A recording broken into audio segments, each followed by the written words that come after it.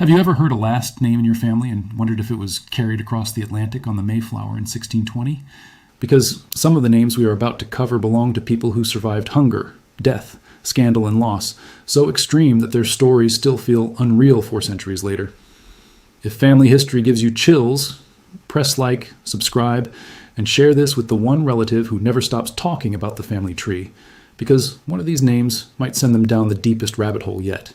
In the last video, we looked at one group of Mayflower surnames, but that was only part of the ship, part of the crossing, and part of the story. The Mayflower carried more than one kind of person. There were leaders and laborers, believers and practical men, children who came with parents, and children who came without the protection they should have had. Some stepped into history for a moment and vanished. Others left lines that spread across America for centuries. And before we begin, one important truth matters.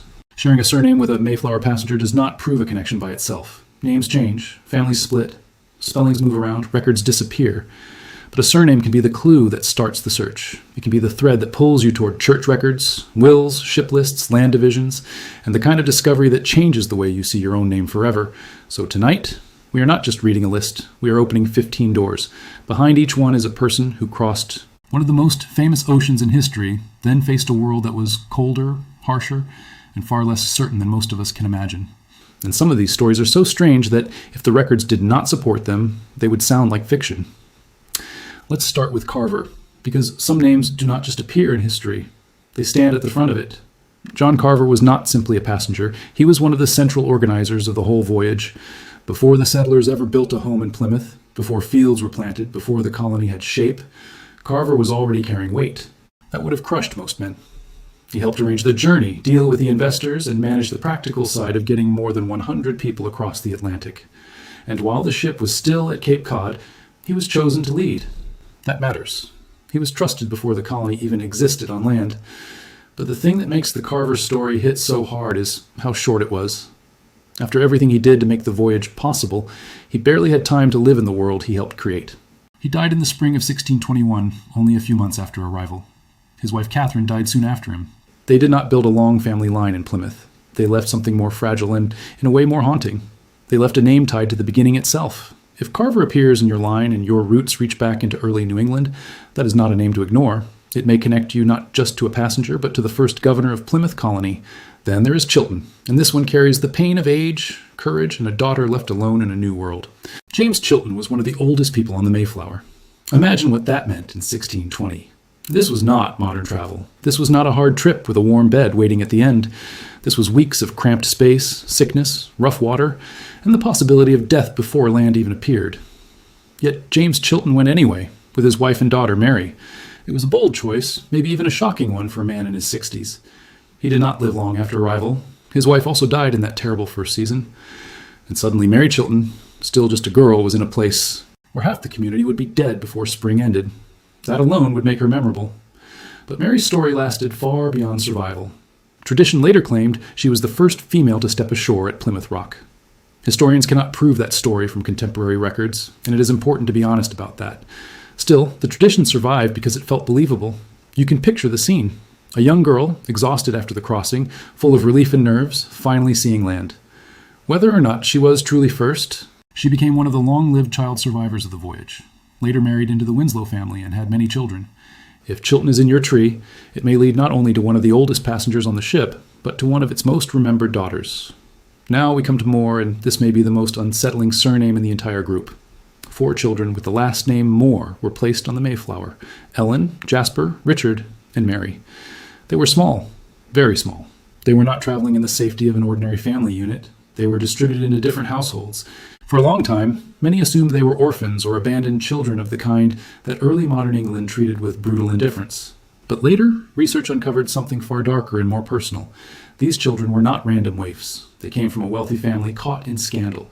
Their parents' marriage had collapsed. Their paternity was disputed. Their father, Samuel Moore, gained custody and arranged for them to be sent away with the separatists. Imagine that. Not poverty alone, not simple misfortune. A family conflict so severe that children between the ages of 4 and 8 were pushed onto a ship sailing toward the unknown. 3 of the 4 died. Jasper died while the ship was still anchored near Cape Cod.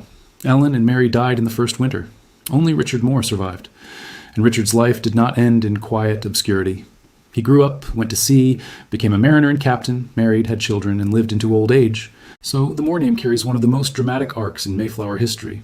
Children sent away under a cloud of shame, 3 lost, 1 surviving to leave descendants, and a life large enough to echo long after the rest were gone. If the name Moore is in your family, it may carry far more than a simple colonial link. It may carry one of the most human tragedies on the entire voyage. The next name is Doty, sometimes spelled Doty in older records, and the story changes the mood completely because it reminds us that Plymouth was not made only of solemn saints. Edward Doty came as a servant in the Hopkins household. He was young, restless, and by all signs not built for silent obedience. In June of 1621, while the colony was still fragile, Doty got into a violent fight with another servant, Edward Leicester. They used sword and dagger. Both men were wounded.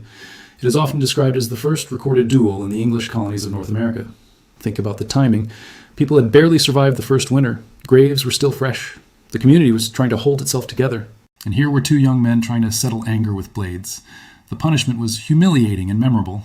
They were tied together hand and foot. It sounds almost symbolic. The colony could not afford division, so the men who tried to tear peace apart were literally bound together. What makes Doty important for genealogy is that he did not vanish after that reckless beginning. He lived on, married, had children, showed up often in court records, and left a documented line. So if your last name is Doty, you may not descend from a governor or a saintly symbol. You may descend from a man remembered for temper, survival, and a very public brush with disaster. And honestly, that kind of ancestor often feels more real than the polished heroes. Next is Rogers, and this one feels like a story about inheritance in the deepest sense. Thomas Rogers came with his son, Joseph. Thomas signed the Mayflower Compact, placing his name on one of the defining documents of early colonial self-government. That alone gives the surname weight. But Thomas did not live to watch the colony develop. Like so many others, he died in the first winter. That left Joseph Rogers, still just a teenager, to carry the family forward. This is one of the repeating patterns of the Mayflower story that never stops hitting hard. Adults made the decision to cross. Adults planned, signed, argued, and led. Then winter came. The burden of continuity often fell on children and young people who had no choice but to grow up fast. Joseph stayed, married, had a large family, and preserved the Rogers line in New England. So when people search a surname like Rogers, they are not only searching for a passenger, they are tracing the gap between a father's decision and a son's endurance. Thomas Rogers helped found the venture. Joseph Rogers helped make sure the name survived it. That difference matters. George Soule comes next, and his story is one of the clearest examples of how status at the start of the voyage did not define status forever. Soule came as a young man attached to Edward Winslow's household, likely as a servant or employee. He was not one of the famous leaders. He did not step aboard with the same authority or visibility as men like Carver or Bradford. But he survived, became a free settler, married, raised a large family, served his community, and left one of the strongest descendant lines of any Mayflower passenger. That matters because genealogy is full of surprises like this. The people who seemed minor in their own moment can become major in the long arc of family history. A servant can become the root of thousands.